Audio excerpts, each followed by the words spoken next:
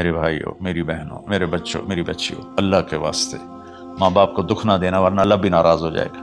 چند دن پہلے ایک بچہ بچی میرے پاس آئے، دونوں میڈیکل اسٹوڈنٹ تھے، کہیں گے ہم شادی کرنا چاہتے ہیں۔ تو بچی نے کہا جی میرے والدین ناراض ہیں، وہ نہیں، اس رشتے پر راضی نہیں ہیں۔ تو میرے باپ کہتے ہیں اگر تو نے یہاں رشتہ کیا تو تیری میری ایک درمیان ایک خط آئے، کھچ جائے گا خلیج، ہم اس پار نہیں آئیں گے تو اس پار نہیں آئے گی۔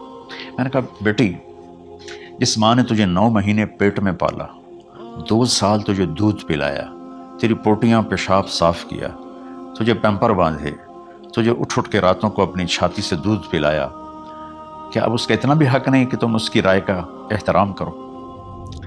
اتنا بھی حق نہیں ہے؟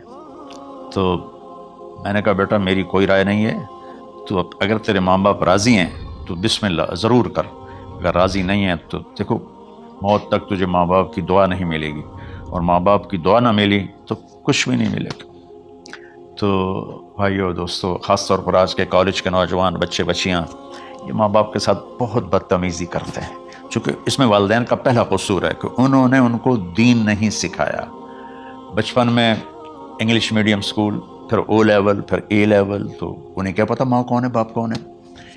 ایک پرانی بات ہے، ایک شخص اپنے بیٹے کو لے کر آیا کہ یہ میرا بچہ ہے اور یہ فلاں جگہ شادی کرنا چاہتا ہے، اور ہم میں سے کسی کی رائے نہیں ہے، اور یہ مانتا نہیں ہے، اور اس کے ساتھ اس نے نا دھاڑے مار کے رونا شروع کیا۔ تو میں نے بچے کو دیکھا تو یوں کر کے بیٹھا تھا، اس کا باپ رو رہا ہے، ہچ کیوں تو ایسے بیٹھا ہو۔ تو مجھے اچانک خیال آیا، میں نے کہا شیخ صاحب اس کو کہاں پڑھایا تھا؟ کہا جی امریکن اسکول۔ میں نے کہا اس کے بعد آسٹریلیا بھیجا تھا مزید تعلیم کے لیے۔ میں نے کہا شیخ صاحب اس بچے کا کوئی قصور نہیں، آپ کا قصور ہے، اس کو تو پتہ ہی نہیں میری ماں کیا ہے، میرا باپ کیا ہے۔ ایک ہماری تہذیب تھی وہ ختم ہو گئی ہے، اس میں علم نہیں بھی تھا تو ماں باپ کا۔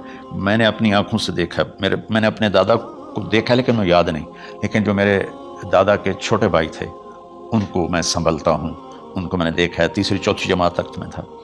61 ان کا انتقال ہوا، میری 9 سال عمر تھی، تو 8 سال۔ ان کے بیٹے جوان تھے، اور ڈیرے میں جب وہ بیٹھتے تھے تو ان کے بچے ان کے سامنے نہیں بیٹھتے تھے، ان کی پیٹھ کے پیچھے بیٹھتے تھے۔